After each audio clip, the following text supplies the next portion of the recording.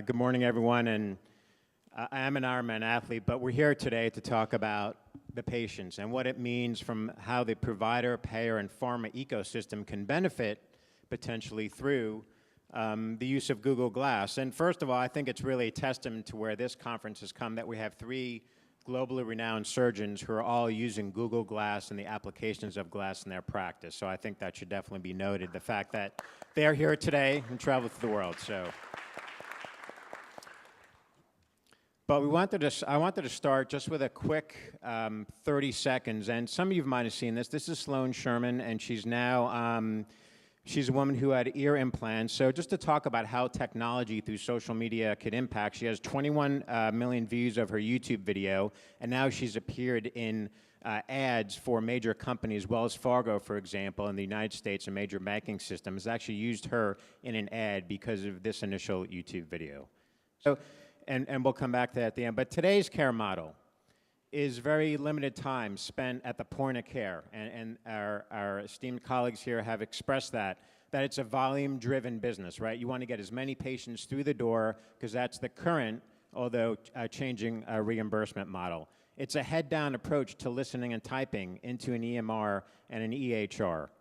It's time-sensitive, financially encumbering resources used for patient assessment, data collection, and diagnosis.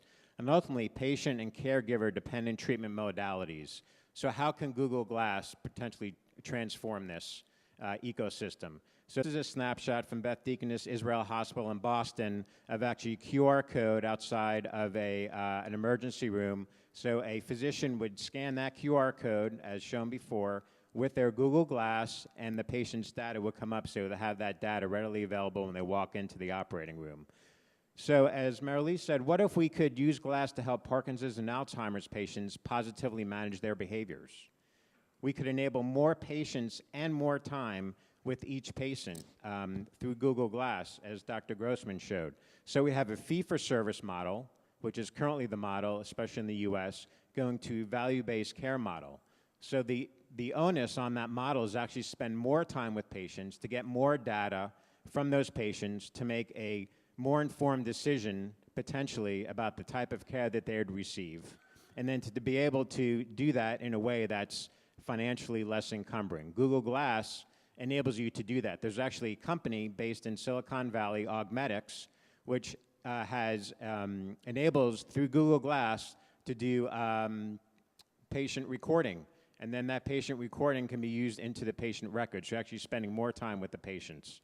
What if we could facilitate adherence to long-term medication therapies by providing patients with feedback on the reemergence of subtle neuropsychological symptoms, as Marilee said before, through just some subtle eye movements that could be transmitted back to a physician or a PA on the other end of this device who could then make some very quick decisions. And ultimately, we could foster a workflow that is built for accountable care organizations. In the US, the reimbursement model and the model of care delivery is about accountable care organizations, having the physicians, the patients, the providers, the payers, all engaged in this very complex model right now in terms of fee structure, but simplifying that fee structure so ultimately the benefit for the patient is derived through the intersection of all the back-end technologies. And this is initially when Google Glass launched in February 2013, they had a hashtag, if I had glass, and they sent this out and people responded. So this is someone from Novartis who works in their tech and said, if we had work in NIBR building software for drug discovery at Novartis, we do Google Glass to identify biospecimens in a freezer or display visualizations of genomic data when a user sees a gene name on a poster or show the operational status of experimental equipment in a lab. So not just on the patient and physician side, but also in developing drug therapies, we see the use, potential use of Glass. So what's next? We've already talked about some of it today. Clinicians could communicate with patients in an instant translation feature to bridge communication gaps in emerging countries. So the telemedicine feature, having instant translation features, is huge. Security-enabled wearable intelligence technology will help payers and pharma glean data from their populations in order to effectively manage their health ecosystems and drug efficacies. Population health management, right now a concept about using wearable technology, and the onus is on the patients to self-generate their data through inputting it through a device. But having something like Glass and other wearable technology will actually enable that to happen real time and provide for more instant feedback for payers. And ultimately, to help reduce the cost of complex surgical cases through subspecialist e-consults. Dr. Grossman works in a trauma center. I happen to live in a town where there are 2 level 1 trauma centers less than a mile away, doing more than 4,500 level 1 trauma cases per year. But many of those are flown in through outside regions. So the ability to, on-site, have a physician or someone capable of doing an e-consult with some of those cases would be fantastic. So thank you for that presentation. I'm going to start with a question for you, Sure. which is, so the title was Pharma and Payers.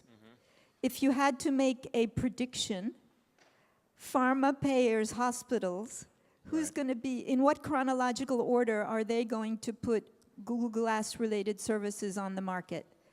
Well, I think we're already seeing it in the provider space. And actually, the Google Developers Conference is later this month, and they're going to have some very big announcements around Google Glass, specifically on the provider side. So I think that providers will be first to market in terms of using this technology. I think, quite honestly, payers will be second.